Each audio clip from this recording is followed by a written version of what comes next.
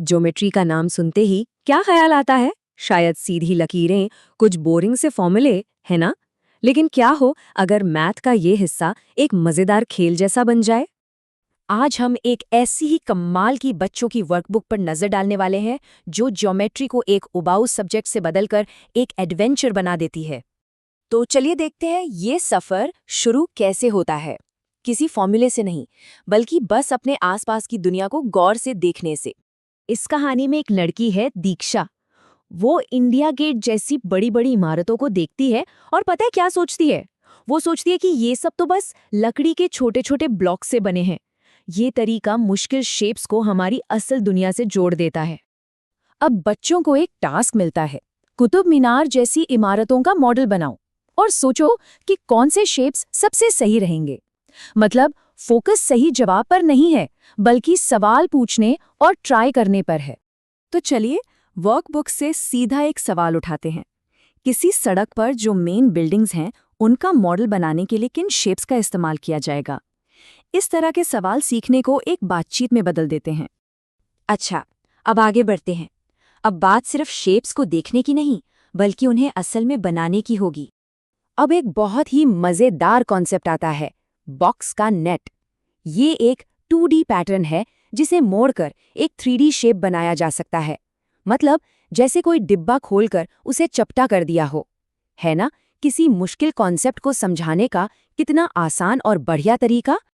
अच्छा, प्रिज्म और पिरामिड में अक्सर कंफ्यूजन होता है ना?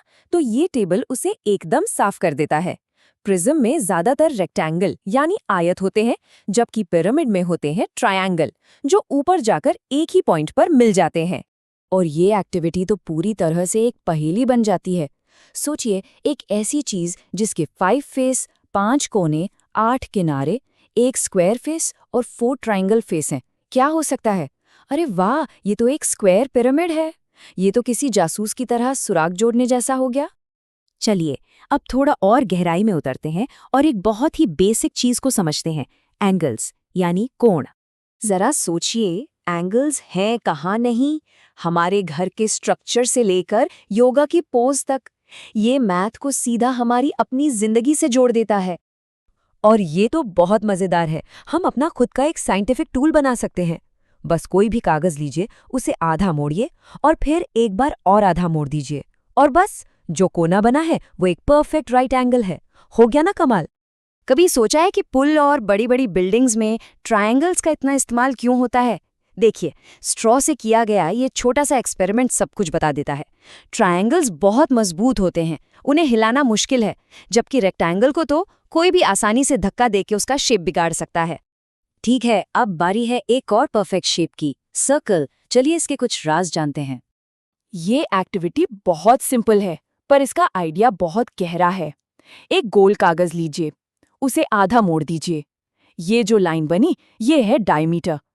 अब उसे खोलकर किसी और तरह से आधा मोड़िए। अरे, ये नई लाइन भी तो डायमीटर है। और इसी तरह बिना किसी फॉर्मूला के ये बात समझ आ जाती है कि सारे डायमीटर सर्कल के सेंटर से ही गुजरते हैं। कमाल है। तो इसी एक्टिविटी से रेडियस और डायामीटर का रिश्ता एकदम साफ हो जाता है। डायामीटर हमेशा रेडियस का डबल होता है। और सबसे बढ़िया बात क्या है? ये रटकर नहीं, बल्कि खुद करके सीखा गया है। तो अब हम आते हैं आखिरी हिस्से पर, जो इस वर्कबुक की सबसे खास बात को सामने लाता है। असली सीखना तब होता है जब वो खेल जैसा लगे। ये देखिए, विगली द स्पाइडर। इसे एक चैलेंज मिला है। इसे अपने जाले पर इस तरह से चलना है कि कोई भी धागा दोबारा न पार करना पड़े। कितनी चालाकी से! एक मजेदार कहानी में नेटवर्क थ्योरी जैसी बड़ी चीजें सिखा दी। और जैसे ही लगता है कि पहेली सुलझ गई, एक और सवाल आ जाता है। विगली के इस जाले में कितने रेक्टेंगल दिख रहे हैं? मतलब दिमाग को हमेशा बिजी रखने के लिए चैलेंज पर चैलेंज। अरे, ये तो हम सबकी बचपन की पहेलियां हैं, माचिस की तीलियों वाली। ये हमें मजबूर करती हैं कि हम नॉर्मल तरीके से सोचना बंद करें और कुछ हटकर कुछ नया सोचें।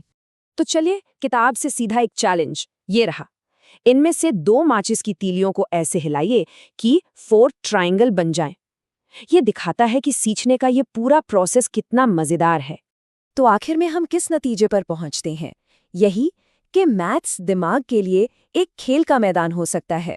ये सिर्फ रूल्स और फॉर्मूलों का नाम नहीं है, ये तो असल में जिज्ञासा, खोज और क्रिएटिविटी का नाम है। और ये पूरी बात हमें एक बहुत बड़े सवाल पर लाकर छोड़ देती है। अगर ज्योमेट्री को इतना मजेदार बनाया जा सकता है तो जरा सोचिए, खेल खेल में हम और क्या क्या नहीं सीख सकते।